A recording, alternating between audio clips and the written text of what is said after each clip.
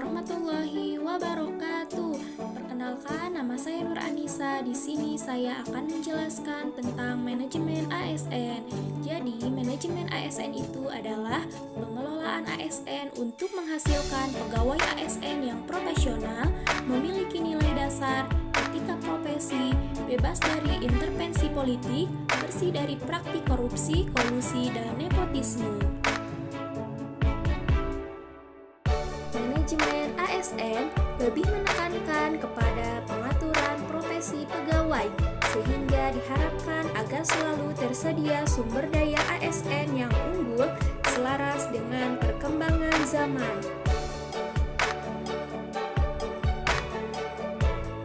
Kedudukan ASN. Pegawai ASN berkedudukan sebagai aparatur negara yang menjalankan kebijakan yang ditetapkan oleh pimpinan instansi pemerintah, serta harus bebas dari pengaruh dan intervensi semua golongan dan partai politik.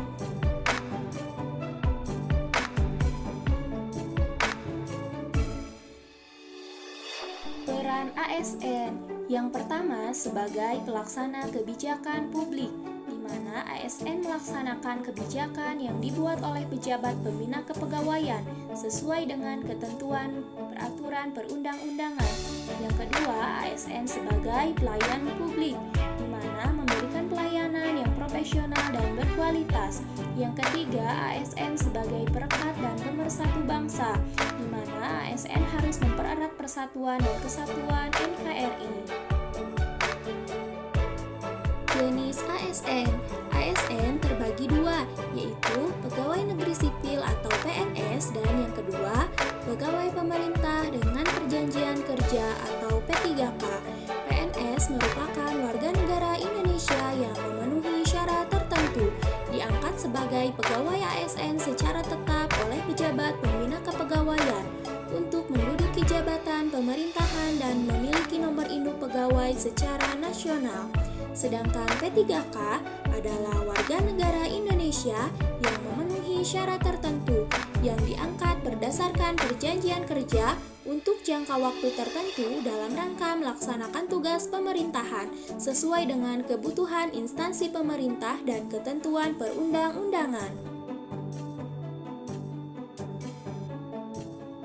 Kewajiban ASN yaitu setia dan taat pada Pancasila, UUD 1945, NKRI, dan pemerintah yang sah, menjaga persatuan dan kesatuan bangsa, melaksanakan kebijakan yang dirumuskan pejabat pemerintah yang berwenang, menaati ketentuan peraturan perundang-undangan, melaksanakan tugas kedinasan dengan penuh pengabdian, kejujuran, kesadaran, dan tanggung jawab, menunjukkan integritas dan keteladanan dalam sikap, perilaku, ucapan, dan tindakan kepada setiap orang, baik di dalam maupun di luar kedinasan, menyimpan rahasia jabatan dan hanya dapat mengemukakan rahasia jabatan sesuai dengan ketentuan peraturan perundang-undangan.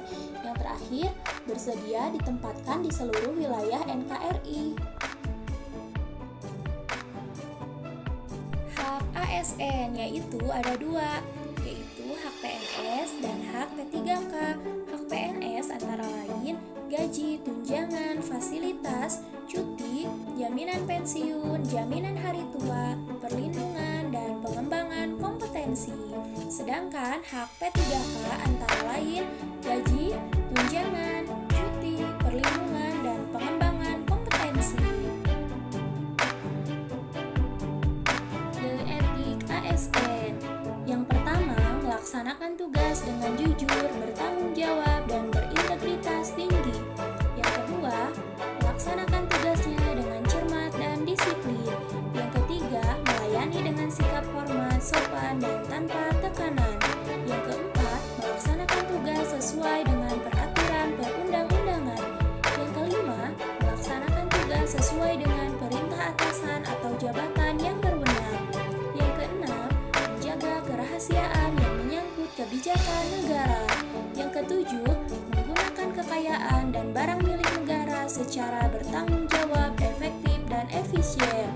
Yang kedelapan, menjaga agar tidak terjadi konflik kepentingan dalam melaksanakan tugas. Yang kesembilan, memberikan informasi secara benar dan tidak menyesatkan. Yang kesepuluh, tidak menyalahgunakan informasi internegara, tugas, status, dan kekuasaan. Yang kesebelas, memegang teguh nilai dasar ASN. Dan yang ke-12 yaitu melaksanakan ketentuan perundang-undangan mengenai disiplin pegawai ASN. Selanjutnya adalah sistem merit. Sistem merit bagi organisasi adalah untuk mendukung keberadaan prinsip akuntabilitas yang saat ini menjadi tuntutan dalam sektor publik. Sedangkan bagi ASN adalah menjamin keadilan dan juga menyediakan ruang keterbukaan dalam perjalanan karir seorang pegawai. Prinsip sistem merit yang pertama, keadilan dan kewajaran. Yang kedua, objektif, dan yang ketiga, berbasis kinerja. Pelaksanaan sistem merit yang pertama, penyusunan dan penetapan kebutuhan. Yang kedua, penilaian kinerja. Dan yang ketiga, pengembangan kompetensi, promosi, mutasi, dan penghargaan. Selanjutnya adalah sistem informasi. Sistem informasi ASN adalah rangkaian informasi dan data mengenai pegawai ASN yang disusun secara sistematis, menyeluruh, dan terintegrasi dengan berbasis teknologi.